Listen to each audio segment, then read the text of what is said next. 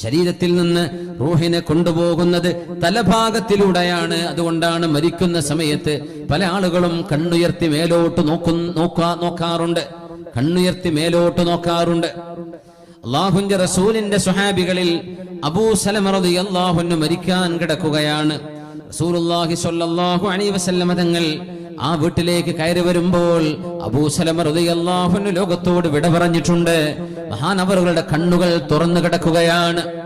ആദ്യമായി വീട്ടിലേക്ക് വന്ന് റസൂലുള്ളാഹി സ്വല്ലല്ലാഹു അലൈഹി വസല്ലം തങ്ങൾ ആ രണ്ട് കണ്ണുകളും അടച്ചു കൊടുത്തു. എന്നിട്ട് പറഞ്ഞു, ഇന്നർ റൂഹ ഇദാ ഖുബിള തബിഅഹുൽ ബസറു.